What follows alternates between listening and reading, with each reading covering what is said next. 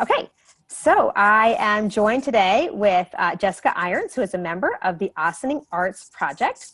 Hello. Jessica, so glad to have you. You are also a local business owner. It looks to me like you're actually in Theater O down at State Street right now. Theater O. Excellent.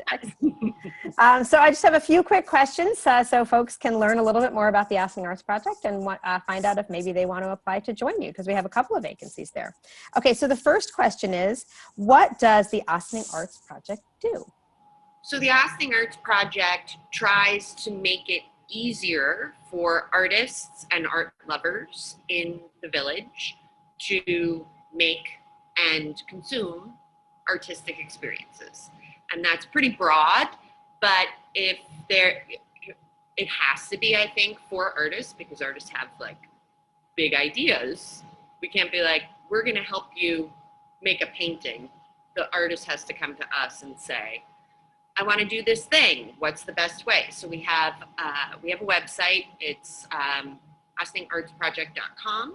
I think it's linked on the village website.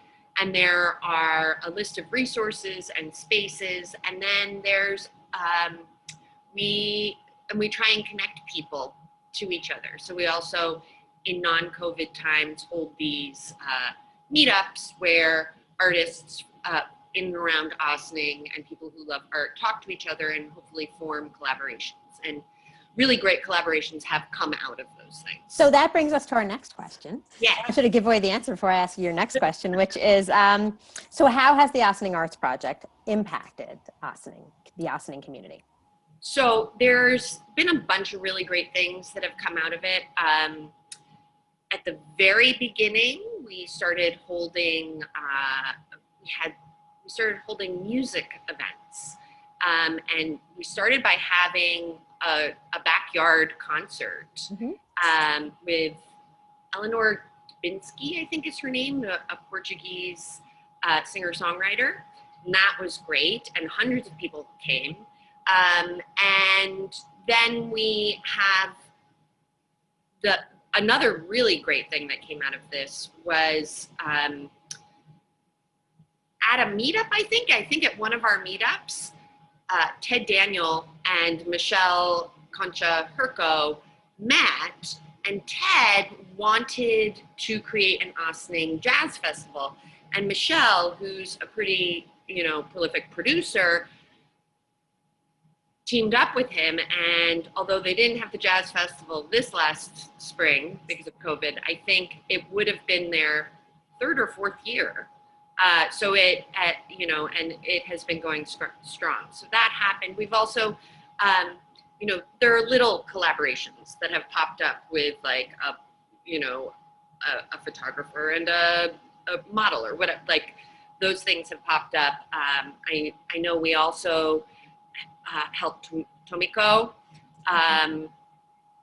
when she wanted to produce a dance piece, but needed and knew that she was going to get the funding for it, but she needed to have a guarantee for a grant. I can't remember exactly how it worked. Yep. The village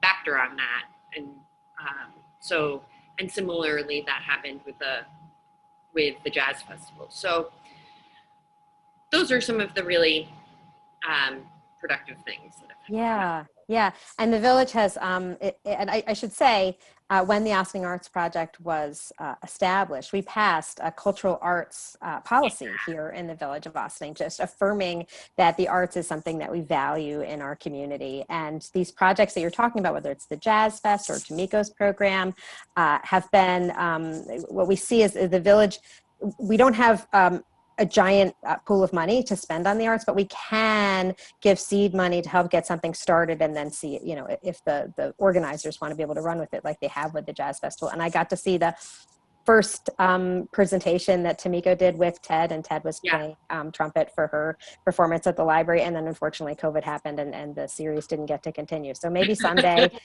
when we all get to be in a room together, enjoying art in a room together and not just on screens like this, then maybe we'll get to see parts 2 and beyond. So you have some vacancies on the arts project. So tell us, this is your chance to help people envision themselves on the Ossining Arts Project as part of your team. What kind of person in Ossining would be interested and really helpful in the Ossining Arts Project? Well, I think it's either someone who is an art lover or someone who is involved in the arts, and those are often, the same thing.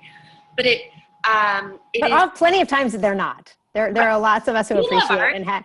Yeah. Yes, but I wouldn't say that I don't perform or create, at least not at this time in my life. So but I would be in one of those categories. But they sometimes are not. They're sometimes mutually exclusive. So.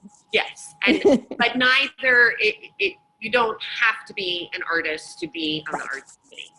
I think specifically, I think we're going to be looking for someone who can help us with our social media presence. But I also think that there's a kind of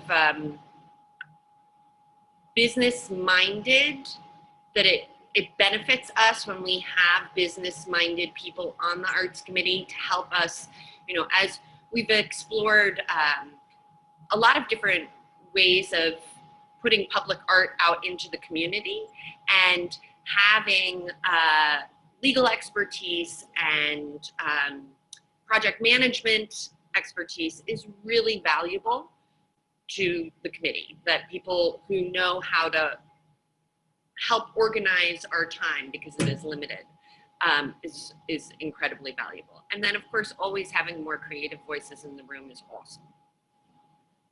Well, Jessica, thank you so much for helping people understand a little more about what you folks are doing with the Ossining Arts Project. And I hope we get some really terrific applicants, so you have some exciting new voices to help create terrific ways for artists to connect and bring more creativity and fabulous projects, arts and culture to the Ossining community, even during this crazy time of COVID, and with the anticipation that someday we'll get together in a theater or in a studio or someplace in a room together. Wouldn't that be great? All right, Jessica. It was great seeing you. Thanks so much. Thank you. Bye-bye. Bye-bye.